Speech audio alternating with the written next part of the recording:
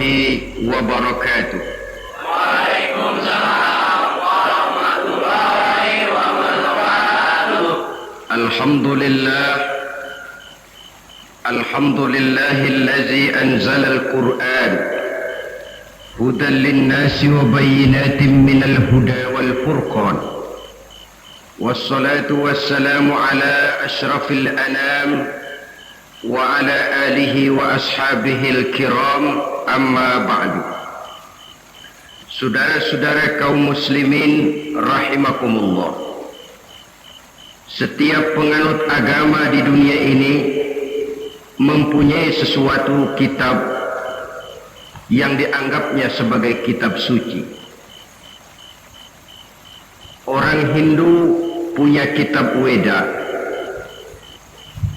orang Buddha punya kitab Tripitaka, Yahudi mempunyai Taurat, Nasrani mempunyai Injil, penganut Konghucu punya kitab Tao Te Ching, orang Majusi punya kitab Zen Avesta, orang kebatinan punya kitab Serat Centani, Hidayat Jati, Darmo Gandul atau Gatoloco.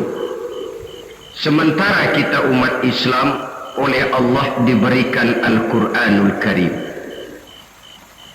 Mengapa kita yakini Quran ini sebagai kitab suci? Pertama, ia bebas dari intervensi dan investasi manusiawi. Ia sepenuhnya, baik isi maupun redaksi, adalah produk dari Allah Subhanahu wa ta'ala. Kita yakini Quran kitab suci karena sampai hari ini belum ada seorang pun yang sanggup membuat seperti itu. Suatu kitab hanya dinamakan suci kalau dia bersih dari investasi dan intervensi manusia.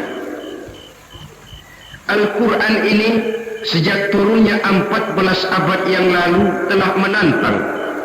Wa in kuntum fi raibin mimma nazzalna ala abdina fa'tu bi suratin min misli. Apabila kamu ragu-ragu terhadap kebenaran Quran yang kami turunkan kepada hamba kami Muhammad, atau kamu menyangka Quran itu cuma bikinan Muhammad saja, cobalah kamu buat satu surah saja semacam Al-Quran. Apabila kamu tidak mampu melakukannya seorang diri, wada'u syuhada'akum, ajak seluruh teman-temanmu. Sejak tantangan ini turun 14 abad yang lalu sampai hari ini, tidak seorang pun yang sanggup membuat satu surah saja semacam Al-Quranul Karim. Barangkali belum pernah ada yang coba-coba. Sudah. Di antaranya apa yang dilakukan oleh Musailamah Al-Kadzab. Dia mencoba membuat satu surah semacam Al-Quran yang kalimatnya sudah berbentuk bait-bait syair, tapi isinya jauh panggang daripada api. Yang kedua, kita yakini Quran sebagai kitab suci karena isi dan ajarannya sesuai dengan fitrah manusia. Suatu kitab dinamakan suci kalau ajarannya sejalan dengan fitrah manusia. Misalnya, manusia secara fitrah, kalau dia laki-laki normal nafsu kepada perempuan, itu fitrah. Perempuan suka kepada laki-laki, itu fitrah. Kalau ada kitab suci tapi melarang manusia untuk kawin, kesuciannya perlu diselidiki. Quran kitab suci sejalan dengan fitrah manusia, maka ia menganjurkan manusia yang mampu untuk melangsungkan perkawinan. Contoh lain, secara fitrah manusia perlu makan. Kalau ada kitab suci yang melarang manusia puasa saja siang malam terus menerus, itu kan sama juga nyuruh orang mati. Quran sesuai dengan fitrah manusia, maka dalam Islam puasa wisol, puasa ngableng, apa itu istilahnya, puasa nyambung, Dari pagi sampai sore, sampai malam, sampai pagi lagi puasa terus. Bukan saja tidak boleh, malah haram hukumnya. Kenapa? Itu bertentangan dengan fitrah manusia. Yang ketiga, kita yakini Quran sebagai kitab suci karena isinya tidak kontroversial. Isinya tidak saling bertentangan satu sama lain.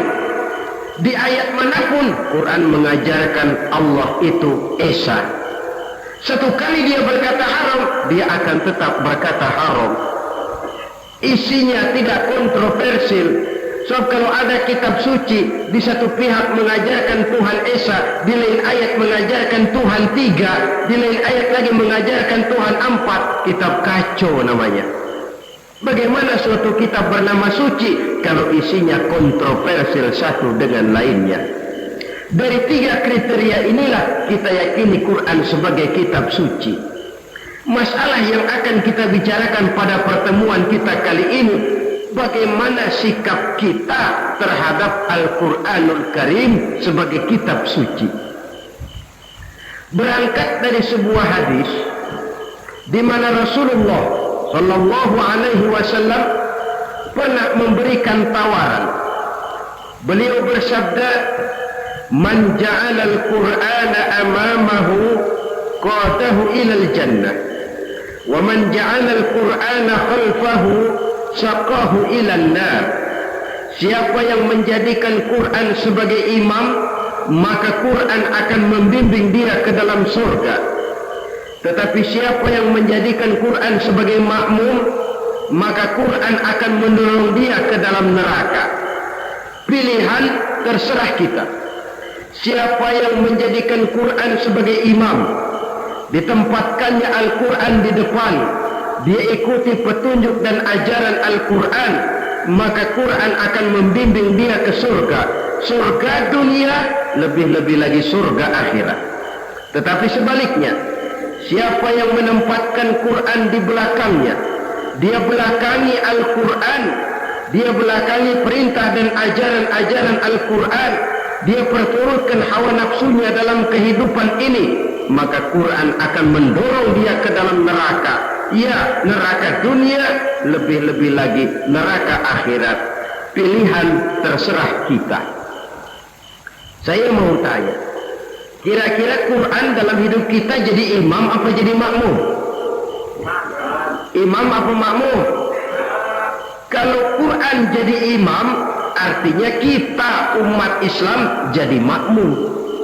Resiko dan logika tentu.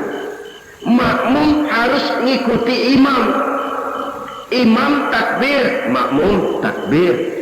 Imam ruku, makmum ruku. Imam sujud, makmum sujud. Imam tahiyat, makmum tahiyat. Itu namanya Quran jadi imam, kita jadi makmum. Artinya dalam terjemahannya pada kehidupan, kalau merah kata Quran, merah kita kata. Hijau kata Quran, hijau kita bilang. Ke barat kata Quran, ke barat kita pergi. Ke timur kata Quran, ke timur kita berangkat. Halal kata Quran, halal kata kita. Haram kata Quran, haram kita bilang. Itu Quran imam, kita makmum. Nyatanya kadang-kadang kontras. Nyatanya kadang-kadang paradok. Merah kata Quran, hijau dong kata kita. Halal kata Quran, remeng-remeng kata kita. Ke barat kata Quran, ke timur kita pergi. Dalam praktek kita mau jadi makmum, Quran kita suruh jadi imam. Kita sesuaikan Quran dengan selera kita. Mana-mana ayat yang menguntungkan, mana ayat yang sesuai dengan mau kita, itu yang kita baca kuat-kuat. Itu yang kita canangkan ke tengah masyarakat ramai. Tapi manakala Quran itu bertentangan dengan nafsu kita, bertentangan dengan gaya dan kepribadian kita, kita umpetin itu Quran. Kalau kita cuma umpetin lumayan, kadang-kadang kita tuduh Quran ketinggalan zaman. Kita anggap Quran tidak relevan lagi dengan situasi dan kondisi. Kalau sudah begitu, sudah menyeberang terlalu jauh namanya. Saudara-saudara kaum muslimin rahimakumullah. Inilah makna hadis Nabi yang diriwayatkan dari Imam Ali bin Abi Thalib, bersabda Rasul, "Man qara'al Qur'ana fastazharahu fa ahalla halalahu wa harrama haramahu adkhalahul jannah."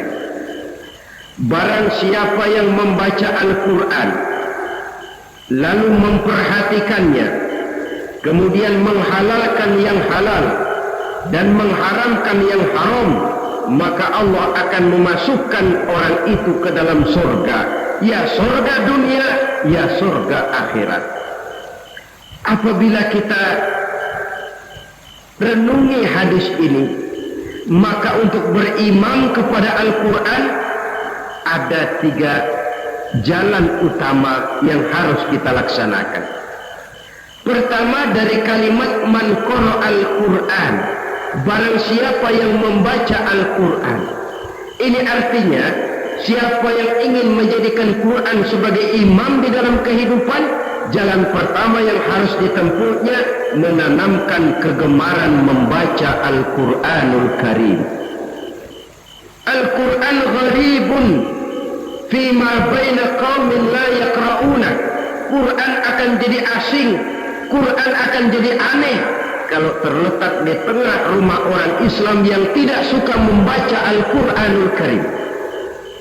Jadi langkah pertama, tanamkan kegemaran membaca Al-Quran. Saya tidak menyalahkan kalau remaja kita gandrung kepada Stevie Wonder. Baik kalau mereka senang kepada suara emasnya Michael Jackson atau suaranya Madonna. Tapi kalau sampai harus mengalahkan kecintaan mereka kepada membaca Al-Quran, ini ironi. Sebagai orang tua, kalau anak-anak kita buta huruf Latin, katanya menghambat pembangunan. Bahkan pemerintah saja menggalakkan bebas 3B, buta aksara diantaranya, supaya rakyat bisa membaca huruf Latin. Kalau anak-anak kita buta huruf Latin, katanya menghambat pembangunan. Bagaimana kalau anak-anak kita buta huruf Quran? Jelas saja menghambat proses kesadaran dan kebangkitan dari dunia Islam itu sendiri. Satu contoh ringan. Dulu sebelum pembangunan merata, listrik belum lagi masuk desa, kampung gelap, rumah pakai lampu minyak. Kalau kita masuk kampung, terasa banyak orang Islam. Kenapa? Di rumah sebelah sana kita dengar anak muda sedang latihan baca rawi, sebelah sini ibu-ibu sedang selawatan, di rumah sana remaja sedang baca Quran. Pembangunan maju, listrik masuk desa, alhamdulillah. Tapi apa yang kemudian terjadi? Proses pergeseran nilai setelah listrik masuk desa.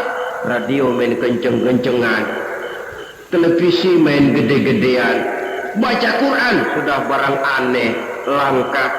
Tengoklah sekarang kalau kita masuk kampung, ada yang remaja sedang baca Quran, rasanya kok aneh, nggak umum.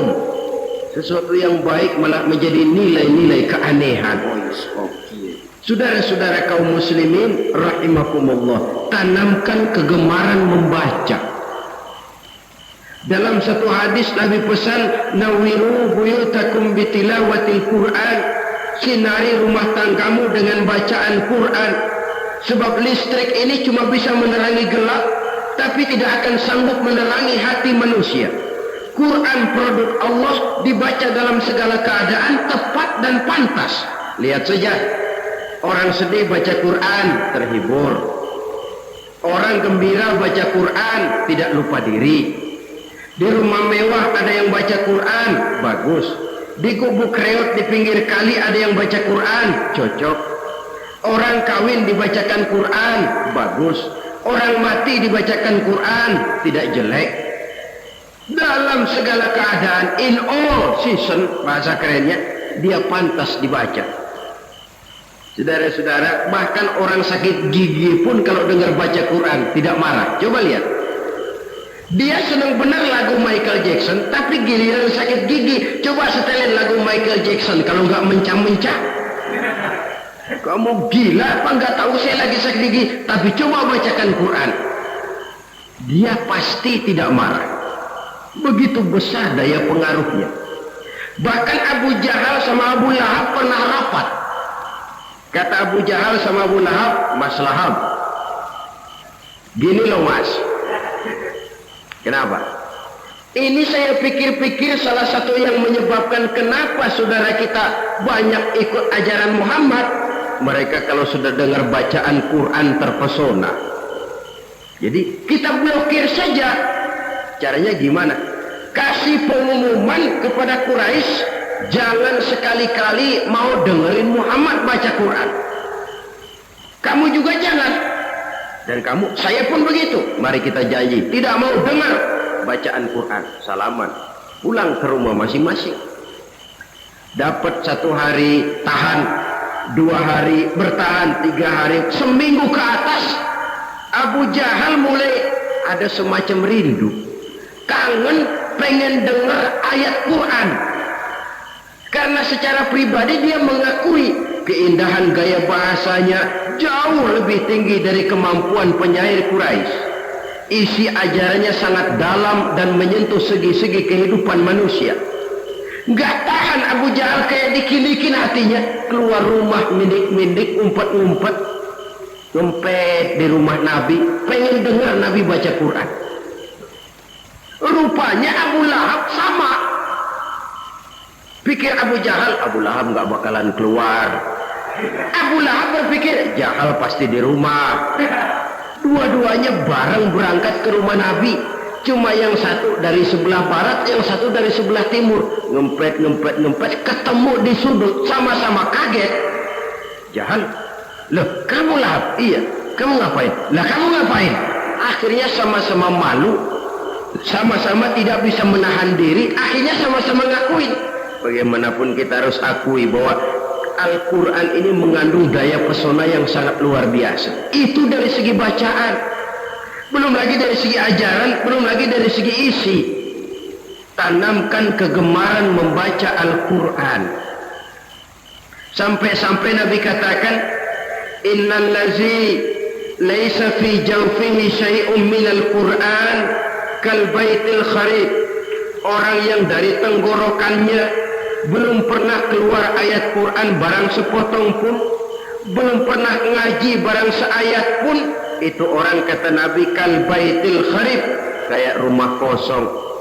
Rumah kan kalau kosong biar bagus, mewah, besar, perabotannya lengkap. Kalau kosong, angker, setan, kuntilanak memedi, betah benar di situ. Saudara-saudara kaum muslimin rahimakumullah, dalam satu percontohan Nabi mengatakan begini, masalul mu'minil ladzi yaqra'ul Qur'an kamasalil utrujah rihuha thayyibun wa ta'muha thayyibun. Orang mukmin yang suka membaca Quran adalah ibarat buah utrujah, baunya wangi, rasanya lezat. Kira-kira kalau di negeri kita buah apa utrujah itu? Semacam jeruk yang manis lah. Sudah baunya wangi, rasanya enak. Itu buah. Orang mukmin yang suka baca Quran kayak buah itu. Baunya wangi, rasanya enak. Artinya syiarnya hidup, isinya memang orang mukmin. Sebaliknya, wa masalul mu'minil ladzi la yaqra'ul Qur'an kamasalit tamrah la riha laha wa ta'muha hulwun. Orang mukmin yang tidak suka baca Quran kayak korma. Rasanya emang manis, cuman kagak ada baunya. Artinya apa? Syiarnya kurang. Kalau orang belum tapi kenalkan kagak mau makan korma. Kenapa? Nggak ada baunya.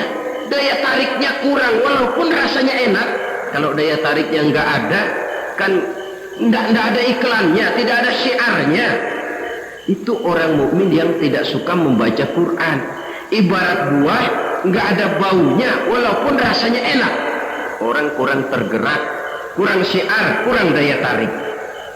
Sebaliknya, wa masalul munafiq allazi yaqra'ul Qur'an kamasalir raihanah rihuha thayyibun wa ta'muha murrun. Orang munafik yang suka baca Quran seperti buah raihanah. Apa itu? Baunya wangi, rasanya pahit. Orang munafik baca Quran kayak buah itu, Baunya sih enak, cuman rasanya pahit. Ya munafik baca Quran. Syiarnya sih lumayan, daya tariknya hebat, isinya munafik. Nah, paling jelek orang munafik yang gak suka baca Quran. Wa masalul munafiq allazi la yaqra'ul Quran kamasalil hanzalah laisa laha rihun wa ta'muha murrun. Orang munafik yang tidak suka baca Quran seperti buah hanzalah, sudah enggak ada baunya, rasanya pahit lagi. Kalau buah pacek kali. Udah baunya kagak ada, kalau dimakan bikin orang celeng. Saudara-saudara kaum muslimin rahimakumullah, tanamkan kegemaran membaca Al-Quran, karena membaca Al-Quran merupakan ibadah yang besar. Bahkan kata Nabi, afdalu ibadati abdi qiraatul Quran. Nilai ibadah yang paling baik dari hambaku adalah ibadah membaca Al-Quran. Dalam solat pahalanya lebih besar di luar solat daripada di luar solat. Dengan wudu pahalanya lebih besar daripada tanpa wudu. Mengerti pahalanya lebih besar daripada tidak mengerti. Tapi tidak mengerti pun jangankan membaca, mendengar saja orang baca Quran dengan baik sudah didoakan untuk mendapat rahmat, berpahala mendengar bacaan Al-Quran walaupun tidak mengerti. Apalagi membaca sendiri, apalagi mengerti apa yang kita baca, tentu pahala itu akan jauh lebih besar. Ini yang pertama, tanamkan kegemaran membaca Al-Quranul Karim. Yang kedua, dalam hadis tadi, fastazharahu, man qara'al Qur'ana fastazharahu, siapa yang membaca Al-Quran kemudian memperhatikannya. Jadi kalau kita berimam kepada Al-Quran, setelah menanamkan kegemaran membaca, yang kedua, perhatikan, pahami isinya. Jangan seperti monyet pakai mahkota, ketawa girang, cengengesan, tapi dia tidak tahu arti kebesaran mahkota yang disandangnya. Bangga dengan Al-Quran, tapi apa kandungannya kita tidak mengerti. Untuk memahami Al-Quran ini, caranya bagaimana? Tentu mudah saja. Seperti contoh, kalau kita ingin mengerti caranya bikin tahu, jangan bertanya kepada montir mobil. Montir mobil ahli betul urusan mesin, tapi kalau urusan tahu, tanya dong tukang tahu. Untuk mengerti rahasia dan seluk-beluk Al-Quran, kita harus bertanya kepada orang yang memahami seluk-beluk Al-Quran, para ulama, para kiai, para ustadz, yang kita tahu kualitas keilmuannya, kita yakini loyalitas dan integritasnya kepada Islam ini. Kenapa? Ayat-ayat Quran itu elastis. Dia dibawa kemana saja mau, ditafsirkan menurut kemauan orang bisa. Paling celaka kalau yang belajar tidak punya dasar, yang mengajar punya maksud lain, sesat dan menyesatkan. Yang ngajar punya nafsu ambisi, yang belajar tikus budeg, yang memang tidak punya dasar apa-apa, sekali belajar langsung tafsir. Cara wudhu yang baik saja belum ngerti, cara ruku dan sujud yang baik saja belum bisa, yang membatalkan sholat apa ndak bisa, ndak ngerti, sekali langsung. Enggak, supaya kita langsung saja belajar langsung Al-Quranul Karim. Tidak jelek, cuma akan lebih baik kalau sebelumnya ada unsur penunjang dari nilai-nilai keilmuan dalam Islam ini. Disinilah perlunya menghidupkan majelis-majelis taklim. Sebab kalau Al-Quran hanya dipahami dan dikutak-kutik menurut maunya rasio saja, kekuatan rasio terbatas. Saya akan khawatir nantinya akan timbul pendapat-pendapat di mana Al-Quran disesuaikan dengan otak. Bukan otak ikuti Quran, tapi Quran disuruh ngikuti otak. Contoh yang dekat saja, kalau saudara ngukur kayu pakai meteran, Itu kira-kira meteran ikut kayu apa kayu ikut meteran? Ayo, kira-kira kayu ikut meteran apa meteran ikut kayu? Meteran ikut kayu. Bagus. Kalau meteran ikut kayu, artinya nggak ada meteran benar di dunia ini. Kayunya kependekan, meterannya dipotong. Kan begitu loh, meteran ikut kayu namanya. Bukan meteran ikut kayu, tapi kayu yang harus ikut meteran. Otak harus ikut wahyu. Jangan wahyu disuruh ikut otak. Manusia ikut Quran, jangan Quran disuruh ikut manusia. Dan kaum orientalis, ya, orang barat di luar Islam yang mendalami, mempelajari Islam dengan tujuan mencari kelemahan Islam untuk menghantam umat Islam, itu sengaja mencari ayat-ayat yang mereka kumpulkan untuk menghantam umat Islam, supaya mereka meragukan Qur'annya untuk kemudian pada suatu saat meninggalkan Qur'an sama sekali. Timbullah pendapat ada ayat Quran yang sudah tidak sesuai lagi katanya dengan situasi dan kondisi. Seolah-olah otak manusia sudah jauh lebih pintar daripada Al-Quranul Karim. Saudara-saudara kaum muslimin rahimakumullah, inilah yang kita berlindung dari Allah. Sebab secara demikian, dengan kata lain, kita secara tidak sadar sudah mengurangi kemahamutlakan dan kesempurnaan dari Allah Subhanahu wa ta'ala. Untuk memahami Al-Quran, maka kita harus bertanya kepada ahlinya, mengaji, menghidupkan majelis-majelis taklim. Jangan sampai Al-Quran menjadi awam di tengah masyarakat Islam sendiri. Ini jalan yang kedua, memahami isinya.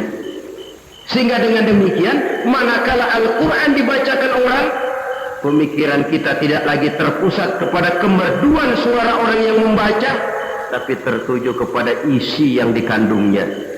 Sehingga dalam kondisi semacam itu, boleh jadi tiap kali dibacakan Al-Quran, nilai iman makin tambah. Kita dengar orang baca, alam tara kaifa fa'ala rabbuka bi ashabil fil. Terbayang oleh kita bagaimana Raja Abrahat dengan pasukannya mau menghancurkan Ka'bah. Bagi Allah cukup menurunkan burung ababil, hancur lebur Abrahat, raja besar dengan seluruh pasukan gajahnya, berantakan dibuatnya cuma dengan burung ababil. Allah Maha Besar, Allah Maha Kuasa. Tambah iman. Kalau tidak, ya seperti yang banyak terjadi. Quran menceritakan azab, kita malah kesenangan. Walakum azabun alim, kamu akan mendapat azab yang pedih. Kita teriak di pojokan, toyib, toyib. Allah, alhamdulillah. Digambarkan azab malah baik-baik. Bahwa kita suka, kita gemar kepada bacaan Quran dengan suara yang merdu, alhamdulillah. Akan lebih baik lagi kalau kita mengerti apa yang dibacanya. Sebab perintah membaca tersirat makna perintah untuk memahami. Perintah memahami tersirat makna untuk mengamalkan. Dengan kata lain, kita hanya bisa mengamalkan Quran dengan baik kalau kita mengerti isinya. Kita hanya bisa mengerti isinya kalau kita rajin membacanya. Baik membaca yang tersirat, baik membaca yang tersurat dengan petunjuk para alim ulama, para kiai, dan orang-orang yang ahli di bidang itu. Saudara-saudara kaum muslimin rahimakumullah, inilah jalan kedua. Upayakan memahami isinya. Hidupkan kajian-kajian agama, hidupkan majelis-majelis taklim. Jangan sampai Al-Quran asing di hati kita sendiri. Jangan sampai kita awam terhadap makna kandungan dan ajaran Al-Quran, sementara kita yakini bahwa dialah yang akan bisa membimbing kita menuju kebahagiaan sejak dari dunia sampai ke akhirat nanti. Jalan ketiga untuk berimam kepada Al-Quran, setelah menanamkan kegemaran membaca lalu berupaya memahami isinya, yang ketiga adalah mengamalkannya dalam kehidupan sesuai dengan kemampuan yang kita miliki. Quran tidak akan membawa berkah kalau ajaran yang terkandung di dalamnya kita baca, tapi kemudian kita injak-injak dalam praktek kehidupan. Quran mengatakan riba haram, tapi praktek kita dalam hidup malah senang betul kepada riba. Quran mengajarkan jagalah kesatuan persatuan dan ukhuwah Islamiyah. Praktek yang kita lakukan malah centang perenang, malah saling bertolak belakang, malah kadang menjegal kawan seiring, menggunting dalam lipatan, ramai kita dengan kita. Lalu kelemahan pun menjadi kenyataan di mana-mana. Quran sekali lagi tidak akan membawa berkah kalau yang kita baca kita injak-injak. Tentang pengamalan Al-Quran ini, Allah Subhanahu wa ta'ala mengklasifikasi manusia dalam firman-Nya, "Tsumma awrasna al-kitaba allazina istafaina min ibadina." Kemudian kami wariskan Al-Quran ini kepada hamba-hamba kami yang kami pilih. Ya Allah, coba saja kita lihat ayat ini. Quran kitab pilihan diberikan kepada umat pilihan, yaitu kita-kita ini.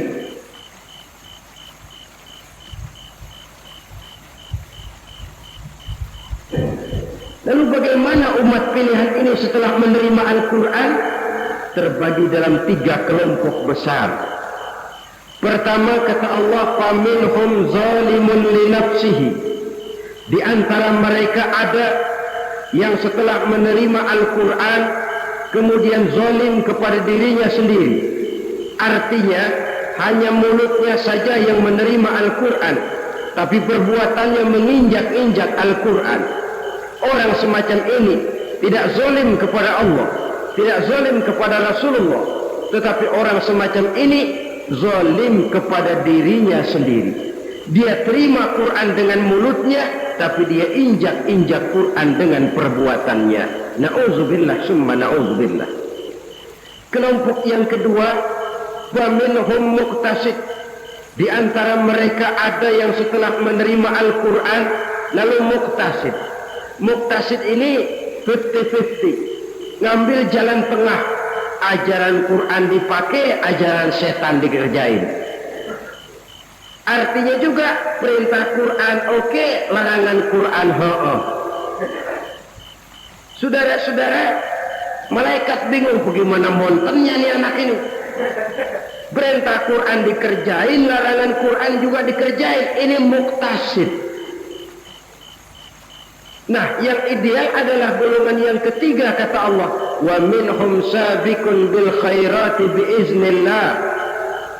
Di antara mereka ada lagi yang setelah menerima Al-Quran lalu berlomba-lomba melaksanakannya, berlomba-lomba mengamalkan kebaikan, dan itu hanya bisa terjadi biiznillah, dengan izin dari Allah. Hidayah, saudara-saudara. Berapa banyak orang yang mengerti Quran tapi hidupnya jauh dari cahaya Quran. Berapa banyak orang yang ahli Quran tapi cahaya Quran tidak menerangi kehidupannya. Berapa banyak orang yang ahli hukum tapi bikin bingung masyarakat dengan fatwanya. Saudara-saudara kaum muslimin, kenapa bisa terjadi? Itu tidak ada hidayah, tidak biiznillah, tidak ada izin dari Allah. Maka bisa membaca Quran, alhamdulillah. Bisa memahaminya, kita bersyukur kehadirat Allah. Lebih penting dari itu, kita mohon hidayah agar bisa mengamalkannya sesuai dengan kemampuan kita. Saudara-saudara kaum muslimin rahimakumullah, mana yang lebih banyak di zaman kita sekarang ini? Kita bisa analisa. Ada yang menerima Quran hanya dengan mulutnya saja. Kalau ditanya, Tuhanmu siapa? Allah. Kiblatmu mana? Ka'bah.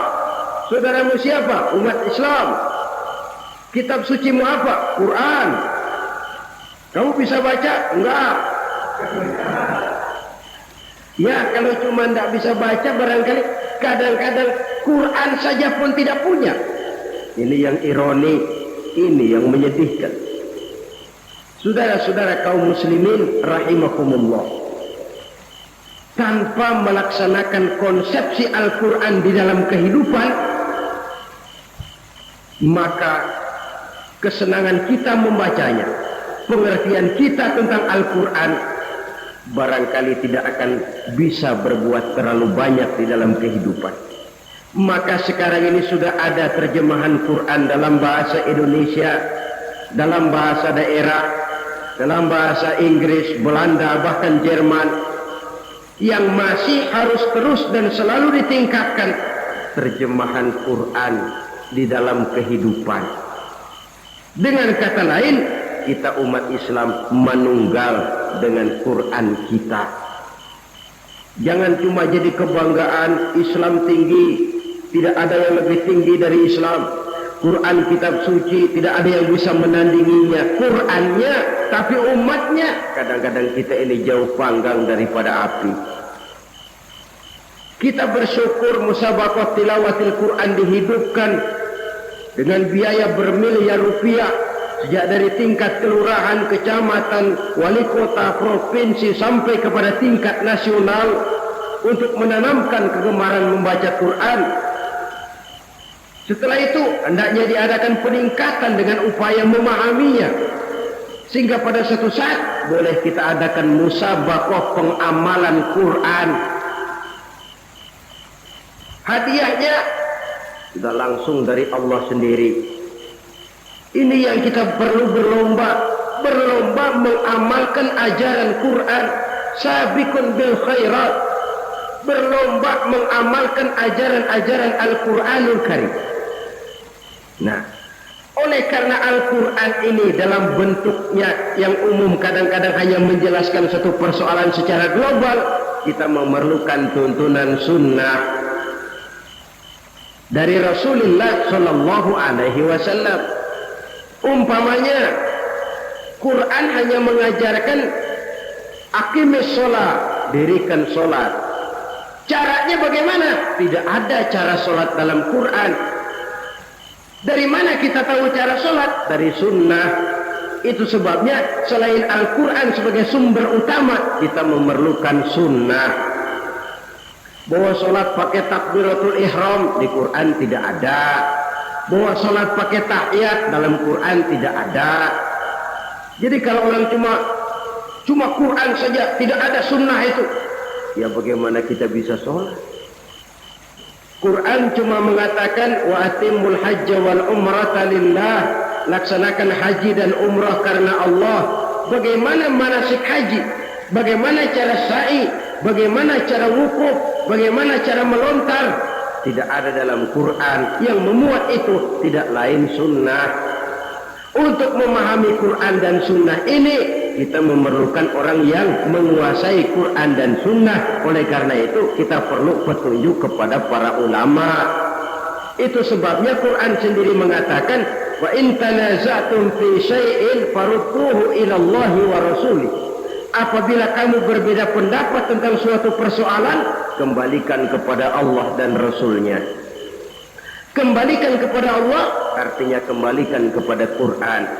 Kembalikan kepada Rasul maksudnya kembalikan kepada sunnah. Siapa yang mengerti Quran dan sunnah? Para ulama yang kualitas ilmunya kita yakini, loyalitas dan kredibilitas serta integritas keislamannya bisa menjadi panutan. Saudara-saudara kaum muslimin rahimakumullah. Dengan demikian, kalau orang berkata langsung saja memahami Quran, sekarang kan sudah banyak terjemahannya, tidak usah lewat ulama-ulamaan. Saya tidak mencela, cuma agak mengkhawatirkan kalau dia memahami Quran cuma sekedar lewat terjemahannya saja, sangat mungkin jadi dia bisa salah paham. Kita memerlukan bantuan sunnah, kita memerlukan petunjuk para ulama yang menguasai di bidang itu. Kembalikan kepada Quran dan sunnah artinya bertanya kepada orang yang memahami Quran dan sunnah. Nah, dengan begitu kan akan terjadi perbedaan pendapat.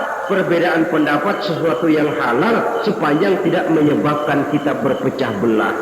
Halal berbeda pendapat, asal diletakkan pada proporsinya. Apalagi kalau perbedaan pendapat itu cuma masalah teknis, bukan masalah prinsip. Kenapa tidak pulang saja kepada tuntunan Quran? Lana a'maluna wa lakum a'malukum. Kami akan mengamalkan amalan yang kami yakini benarnya. Saudara persilakan mengamalkan amalan yang saudara yakini benarnya. Sama-sama punya alasan, sama-sama punya dalil. Tidak usah saling menyalahkan. Tidak usah saling mengklaim merasa yang paling benar, orang lain salah semua. Kemukakan argumen, jangan sentimen. Harus dengan semangat mencari kebenaran, bukan untuk mencapai kemenangan. Kalau sentimen lebih penting dari argumen, kalau kemenangan lebih diutamakan dari mencari kebenaran, yang berlaku kadang-kadang gengsi. Kalau sudah gengsi, yang bicara emosi. Kalau sudah emosi, istilah kita di kampung, ngambek. Gedean ilmunya sama ambeknya. Kadang-kadang, saya kalau nggak jadi imam nggak mau sembahyang di situ. Kalau nggak jadi imam, orang lain dianggapnya kagak sah sembahyangnya. Pokoknya kalau nggak ngaji sama saya, Islamnya kurang benar. Mengklaim. Perbedaan pendapat wajar, halal, asal tidak menyebabkan kita berpecah belah. Dan sewajarnya kita lebih berusaha mencari titik pertemuan, memperbesar persamaan, dan bukan mengutak-utik perbedaan. Kadang-kadang inilah penyakit kita ini. Satu kunut, satu tidak sembahyang subuhnya, bisa RT. Satu usoli, satu tidak, bisa RW. Satu azan sekali Jumatan, satu dua kali bikin masjid lagi. Kenapa bukan persamaannya yang dicari? Kenapa justru perbedaannya yang diperbesar? Yang masalah macam ini sampai kiamat tidak pernah selesai. Kan lebih baik kalau kita ditanya orang, Pak, sholat subuh itu pakai kunut apa tidak sih? Kalau saya pakai. Kalau yang tidak pakai kunut bagaimana Pak? Betul, kata yang tidak pakai. Jadi yang pakai kunut betul? Betul, karena saya pakai kunut. Yang tidak juga betul? Betul, kata yang tidak pakai. Kalau yang kunut betul, yang tidak kunut betul, lalu yang salah yang mana Pak? Yang salah yang subuh nggak sembahyang. Lebih objektif, proyek garapannya ada, umat tidak berpecah belah. Yang konyol kadang-kadang khutbah Jumat pakai membongkar khilafiyah, menghantam tahlil, menghantam kunut. Selesai sembahyang Jumat, apa yang terjadi? Umat resah, masyarakat gelisah, polemik timbul, masalah tidak terselesaikan. Orang jadi khotib itu raja dalam mimbar Jumat, siapa yang mau bantah dia? Kalau memang mau buka itu persoalan khilafiyah, buka dalam forum khusus, adakan pengajian, jelaskan masalahnya secara luas, mendasar. Jangan mengklaim dan memponis. Berikan kebebasan kepada umat untuk menilai. Masalahnya selesai, yang tidak puas bisa bertanya. Saudara-saudara, sudah lewat masanya kita meributkan soal itu. Sudah datang waktunya di mana kita lebih mementingkan dan membicarakan masalah-masalah yang lebih mendesak dihadapi oleh umat. Kemiskinan misalnya,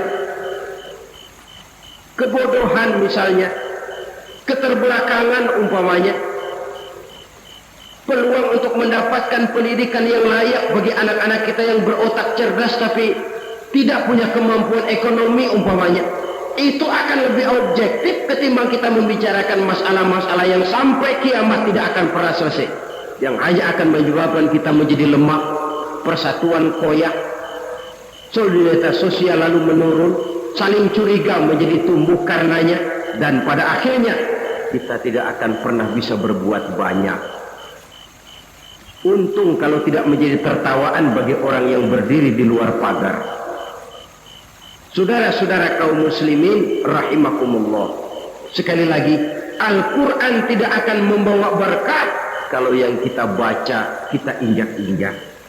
Oleh karenanya, untuk berimam kepada Quran ini, sekali lagi, pertama, tanamkan kegemaran membaca. Yang kedua, upayakan memahami isinya melalui bimbingan orang yang ahli bidang itu. Yang ketiga, amalkan sesuai dengan kemampuan.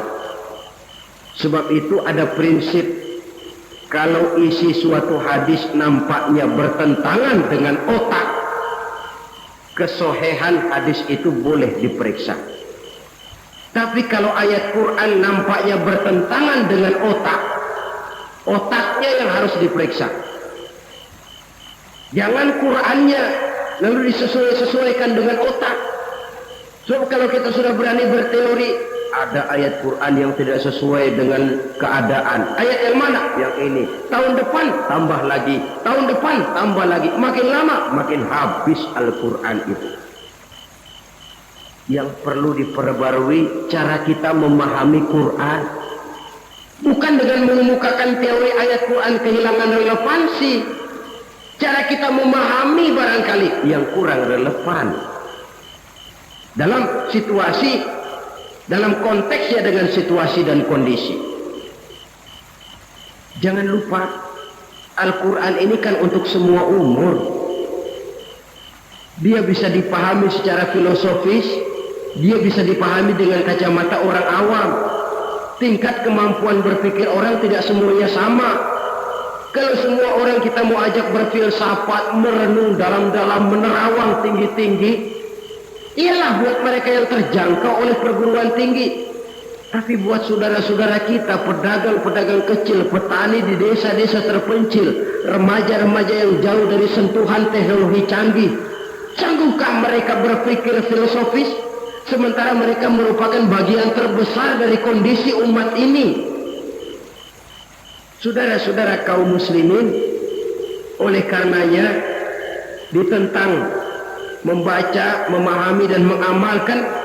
Rasulullah Sallallahu Alaihi Wasallam pernah memberikan sugesti. Beliau bersabda, "In aradtum aisha su'ada," apabila kamu menginginkan kehidupan yang bahagia, hidup seperti hidupnya orang-orang yang bahagia. Dan tentu ini keinginan kita semua. Wa mautas syuhada, dan menginginkan mati sebagai matinya para syuhada, para pahlawan pembela agama, orang yang mati syahid. Wah, ini sudah tidak duanya ini. Hidup mulia, mati syahid, dapat dua-duanya. Wan najata yaumal hasri, dan ingin mendapat keselamatan pada hari hasyar, hari pengumpulan manusia di padang mahsyar. Wazilla yaumal harri, dan mendapat perlindungan dari Allah pada hari yang sangat panas.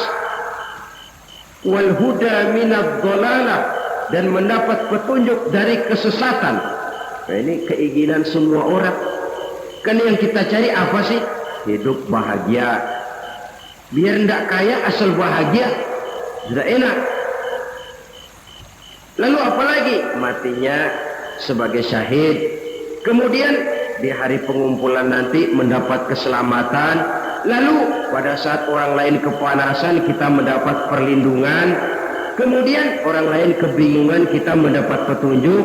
Kalau ini yang diinginkan, kata Nabi, resepnya fa'adimu qiraatal Quran, maka lazimkan, biasakan olehmu membaca Quran.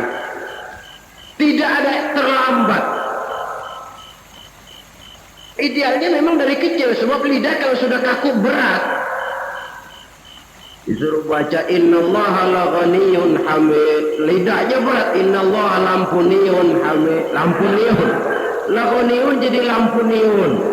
Lidah itu kalau sudah berat ya memang berat. Disuruh baca ya bani Israel, lidahnya berat. Ya bini Siroil, jadi ya bini Siroil.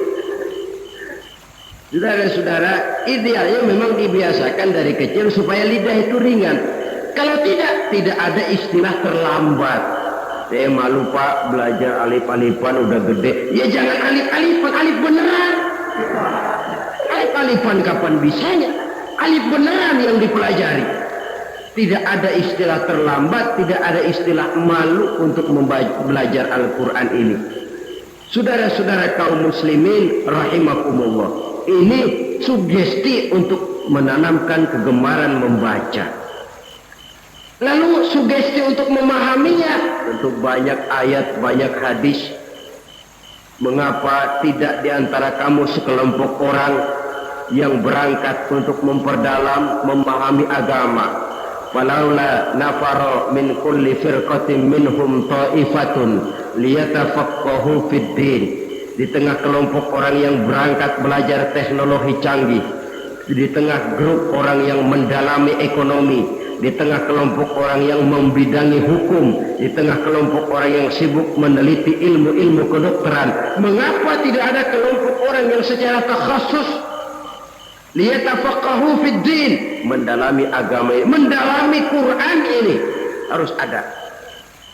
Lalu sugesti untuk mengamalkan Al-Quran kelihatan dari peringatan Allah yang kita bisa temukan pada surah Thaha ayat 124 sampai dengan 127. Wa man a'rada an zikri, barang siapa yang berpaling dari peringatanku, kata Allah, barang siapa yang berpaling dari Al-Quran ini, dia terima Al-Quran, dia imani Quran, tapi dia berpaling dari ajarannya, dia injak-injak apa yang seharusnya dia amalkan, dia perturutkan hawa nafsunya, maka kata Allah, fa inna lahu ma'isyatan dhanka, dia akan diberikan satu penghidupan yang sempit. Inna lillahi wa inna ilaihi raji'un. Diberikan hidup yang sempit. Kalau hidup sudah terasa sempit, bagaimanapun luasnya rumah, sempit. Kalau hidup sudah terasa sempit, bagaimanapun banyaknya harta, sumpah. Kalau sudah hidup ini terasa sempit, bagaimanapun luasnya pergaulan, tidak ada tempat kita bertanya, melarikan persoalan, membagi rasa. Siapa yang berpaling dari Quran, dia akan diberikan penghidupan yang sempit. Bukan dagangnya tidak untung, bukan kerjanya tidak digaji, tapi kesempitan hati lebih bahaya loh dari kesempitan ekonomi. Itu di dunia. Di akhirat, wa nahsyuruhu yaumal qiyamati a'ma. Di akhirat nanti dia akan dikumpulkan oleh Allah dalam keadaan buta. Ya Allah, ya Rasul. Padahal ke akhirat kita baru tumben. Sekali ke akhirat buta. Masya Allah. Di tempat kita lahir saja, kalau tadinya kita melihat, tahu-tahu menjadi buta, kita bingung. Padahal jalan sudah pernah kita lihat, arah sudah pernah kita tahu. Bagaimana di padang mahsyar nanti? Kemana jalan yang akan ditempuh? Kepada siapa kita hendak bertanya? Mana teman, mana istri, mana anak? Buta pula kita. Satu kesengsaraan yang merupakan puncak kesengsaraan. Dikala itu orang yang semacam tadi protes, Rabbi, lima hasyartani a'ma wa qad kuntu basira. Wahai Allah, kenapa hari ini saya dikumpulkan dalam keadaan buta? Padahal ketika di dunia dulu saya melihat, saya menyaksikan gunung yang menjulang tinggi ke angkasa, saya melihat lautan yang luas terhampar biru membentang, saya saksikan luas tanah, sawah luas menguning, saya saksikan keindahan alam. Di dunia saya melihat Allah. Kenapa sekarang saya dikumpulkan dalam keadaan begini? Protes dia, tidak terima dia. Allah jawab, kadzalika atatka ayatuna fanasitaha. Kata Allah, begitulah memang. Dahulunya waktu di dunia telah datang ayat-ayat kami kepadamu, telah turun Al-Quran, telah datang agama, fanasitaha, tapi kamu lupakan dia, kamu lupakan Quran, kamu lupakan Islam. Datang ayat, turun Quran, turun agama, kamu belaga pilon, kamu belaga enggak tahu. Wa kadzalikal yauma tunsa, maka hari ini pun begitulah kamu dilupakan. Sebagaimana dulu waktu di dunia kamu telah melupakan ayat-ayatku, melupakan kitabku, melupakan ajaran-ajaranku, hari ini kamu pun dilupakan. Seolah-olah Tuhan cuma enggak bilang, mereka protes, Tuhan, kenapa saya buta padahal di dunia saya ngelihat? Kata Tuhan, kalau bahasa kita, lu rasain. Lu sih, kenapa dulu di dunia? Pura-pura enggak lihat. Kenapa waktu di dunia? Pura-pura enggak tahu. Kenapa waktu di dunia kamu lupakan Quran, maka hari ini pun engkau kami lupakan. Wa kadzalika al-yawma tunsa wa kadzalika najzi man asrafa wa lam yu'min bi ayati rabbih wal azabul akhirati ashadd wa abqa. Demikianlah kami membalas orang yang berlebih-lebihan, orang yang melampaui batas dan tidak mau beriman kepada ayat-ayat Tuhannya, dan sungguh siksa akhirat itu lebih dahsyat dan lebih kekal. Siksa dunia mungkin kelaparan, kekurangan ekonomi, kekurangan pakaian, tapi berapa hari paling lama seumur manusia? 70 tahun umur kita, ya paling lama sebegitulah. Tapi siksa akhirat, kesengsaraan akhirat, kesengsaraan neraka, asyaddu wa abqa, lebih dahsyat dan lebih kekal. Di zaman sekarang orang bukan cuma berbuat potong kompas, berpikir pun potong kompas, berpikir pun ngambil jalan pintas. Dia lebih memilih kesenangan yang sedikit dengan mengorbankan kesenangan yang abadi. Dia mengejar surga yang sebentar dengan menghancurkan surga yang kekal. Dicarinya surga dunia, hidup cukup, rumah bagus, makan bagus, pakaian bagus, istri bagus, dengan menghalalkan segala macam cara, berpaling daripada kehidupan agama, lalu menginjak-injak Al-Quranul Karim. Kita berlindung kepada Allah, jangan sampai dimasukkan dalam kelompok yang di akhirat nanti dibangkitkan dalam keadaan buta. Na'udzubillah summa na'udzubillah. Di sini kita terkesan dengan apa yang dikatakan Sayyid Muhammad Abduh, al-Islam mahjubun bil muslimin. Kebesaran Islam kadang-kadang tertutup oleh tingkah laku umat Islam sendiri. Keluhuran dan kesempurnaan Al-Quran tertutup oleh kebodohan umat Islam. Sedangkan untuk mengungkapkan rahasia Al-Quran ini diperlukan keahlian yang kompleks. Saudara yang di fakultas teknik belajar teknologi, ungkap buka rahasia Quran di bidang teknologi. Saudara yang di bidang kedokteran, ungkap buka rahasia Al-Quran di bidang kedokteran. Saudara yang ahli geologi, pelajari struktur kulit bumi dengan mengungkap rahasia Al-Quran.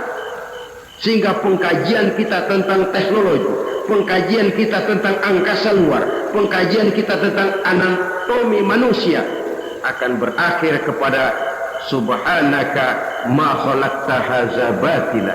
Ya Allah, tidak satu pun yang engkau ciptakan ini sia-sia.